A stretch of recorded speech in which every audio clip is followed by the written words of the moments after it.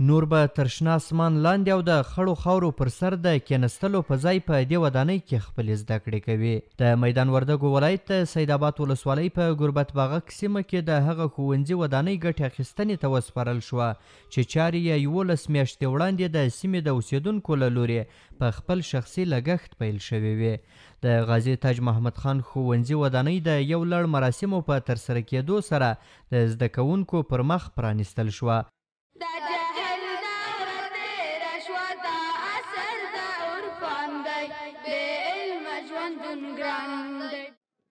او له دې وروسته به 580 زده کوونکي له لومړي تر 9 ټولګي پورې پکې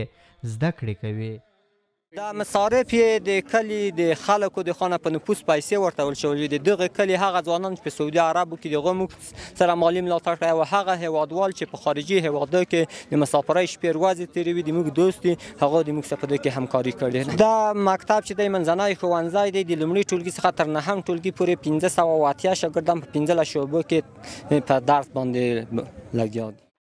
CMG 9 میاشتې وړاندې د ګربت باغک سیمه کې د دې ښوونځي پر نیمه کاره ودانۍ یو ځانګړی راپور وکړ.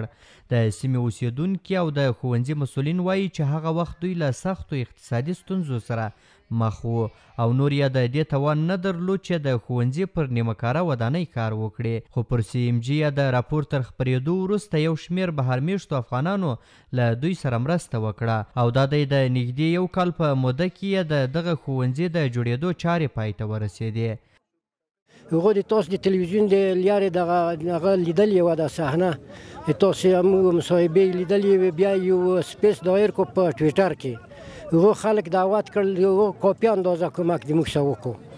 د خلکو نه یې پیسې جمع کړې کابل ته یې ولا کړلې موږ واخیستې په ډېر اساس وخت کې د هغو نه هم ډېره مننه کوو. نور چې د موږ څه چا کومک کړی دی او رسنیو چې دی موږ غږ دنیا ته ورسوو دونه مننه کوو. کور یې ودان د دغو مکتب په جوړولو کې ټولو خلکو همکاري وکړه کلیوالو خپلوانو دوستانو بالخصوصا د موږ د خارج نه ډېر کومکونه وو او تاسو نه ډېره مننه چې دلته اوس هم راغلي یې د موږ غونډه واخیسته تلویزیوني ته انشاءالله ورکړی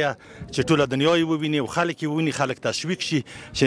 دیني مدارس او مکتبونه جوړ کړو. د دې ښوونځي پر ودانۍ شاوخوا 15.3 میلیون افغانۍ لګښت راغلی دی. د سیمې اوسیدونکي دغه راز زیاتوي چې خلکو د دې ښوونځي په جوړېدو کې ډېرې ستونزې وګاللې او ان د دې کلي میرمنو د خپلو چرګانو هګۍ وپلورلې او پیسې د ښوونځي د جوړېدو لپاره ورکړې. والله ما لیدل شوهای خرڅ کړي های زنانه و خرڅ کړي د اولاد لپاره چې د موږ تعلیم تربیه وکړو داسې غیرتي ښځې د موږ دي های خرڅ کړي پیسې والله بله ورځ مې ولیدلې چې په دغو خیرات کې 100 روپۍ و زنانه و سړي ته ورکړي چې دا د ما په خیرات کې پاتې نه شي داسې غیرتي مندې د موږ دي. په دې ښوونځي کې په زده کړو بوخت ماشومان د دې ودانۍ په جوړېدو سره د خوښۍ ترڅنګ وایي چې اوس مهال یې پر وړاندې لویې ستونزې د څوکیو میزونو او قرطاسیې نشتون دی او حکومت یې باید لاسنیوی وکړي. پخوا مکتب در زر و سیمپونه رنګ و تیرونه ټول لوېدلي وو پارشونه یې هم نه وو داس په خاورو کې به کېناستو اوس ډېر خوشحاله یاست ډېر ښه مکتب یې ته جوړ کړو او اوس موږ ډېر خوشحاله یو چې د نوی مکتب موږ ته جوړ شو. د حکومت څخه دا غواړو چې زموږ د مکتب سره کومک وکړو او څوکۍ ورته ولګي کتابونه کتابچې قلمان هر شي مرسته ورسره وکړو. نه استادان کم دي او کتابچې هم نشته دي قلمان کتابونه هم کم دي.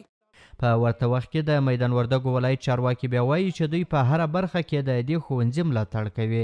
او په لنډه موده کې به د یو شمېر مؤسساتو په مرسته په بېلابېلو برخو کې له دوی سره مرسته وشي.